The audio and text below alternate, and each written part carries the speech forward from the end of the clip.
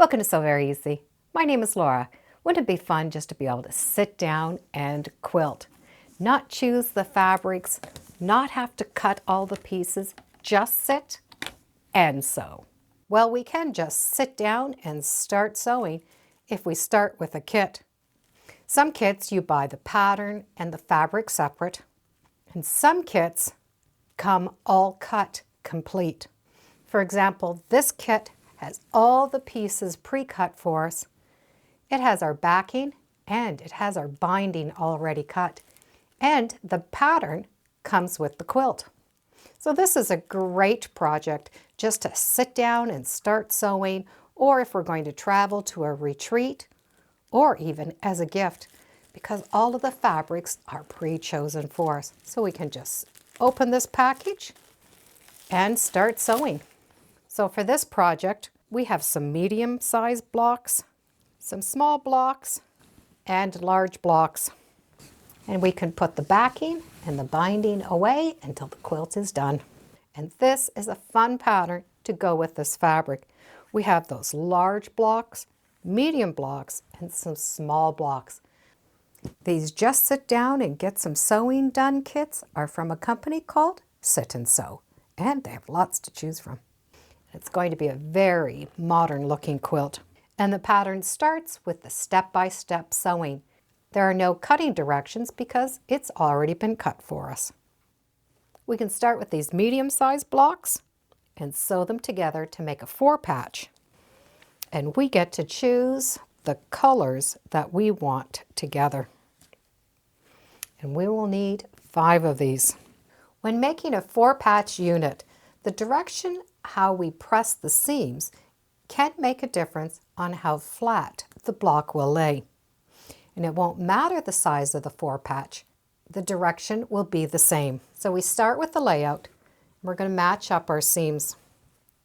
Match up the edges and stitch a 1/4 inch on the 2 pieces and the 1/4 inch on the second piece. Once the 2 seams are sewn together, we need to decide on the direction to press them.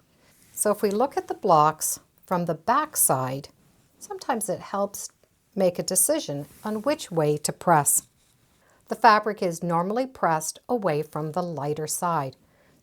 So if this seam is getting pressed in this direction, we need this seam pressed in the opposite direction. With those seams going in opposite directions, when we go to stitch these 2 blocks together, we're going to be able to nestle those corners. And that nestling just means those 2 seams are going to sit beside each other. Because we have bulk on one side and bulk on the other, they want to just sit beside each other. We can pin these layers together and then stitch that seam together using the 1/4 inch seam allowance. Once that's stitched, when we open it up, we can see where those corners are all meeting together in the center. So I have the seam going this direction. I'm going to continue pressing this seam down. This one is already going in the right direction. This one is going to go up. So we're going to be able to take that center and just pull it with our fingers, and those threads will loosen up right there in that center. We don't need to trim those threads, just leave them. With those seams going in a circular motion, that center is a miniature of what the front is. We have a 4-patch. This equals a 4-patch. So each seam has been evenly distributed. So there's no bulk right here in the center. It does lie flat. With the medium 4 patches done, we get to sew the small patches together. And we're going to need a total of 36 4 patches. So we're going to sew them the same way. They're just a different size. So have fun and match up your pieces and make 36 of these small 4 patches. We're going to combine some of the small patches and the medium-sized blocks together. We'll need 1 of the mediums and 3 of those small 4 patches. Put the blocks together to make 1 large block. You're going to be able to continually press those seams going in a circle. To make the next block, we're going to sew 4 of the 4 patches together. We will have a patch with 16 of these little squares. And if we continue pressing, always going in the circle, each one of these will press open and remain flat. So we will have all these little 4 patches in the back. We have the large block left over and 3 pieced units.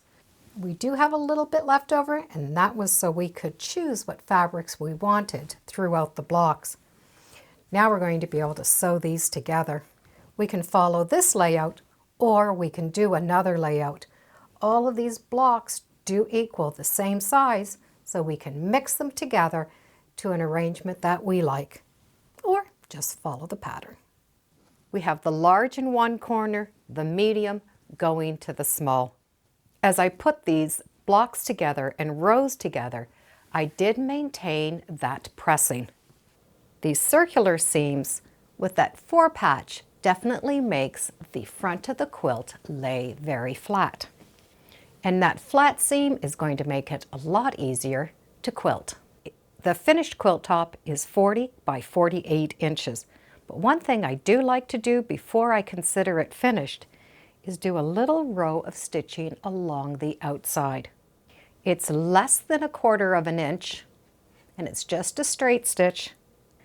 And this is an opportunity for me to use up old bobbins and old thread because the binding will cover this stitching. That will help keep all of my seams in the direction that I want, and will make sure that those seams do not pull apart before I can get to quilting it. I love the way this bold pattern has turned out, and the yellow fabric really just sparkles inside of the quilt. It was a fun project to make because I didn't have to choose the fabric. I didn't even have to cut the fabric. I could just sit down at my machine and start sewing. And the kit came with the backing and the binding. So all I need to do is sit down and get it quilted. The pink layout is called Girly Girl, and I'll put a link in the description so you can check it out. Kits are a lot of fun to do. It takes the guesswork out of everything, and we could just get to sit down and start sewing. Thank you for joining me today on Sew Very Easy. Feel free to subscribe, and as always, come on back. Let's see what we're sewing next time in the sewing room. Bye for now.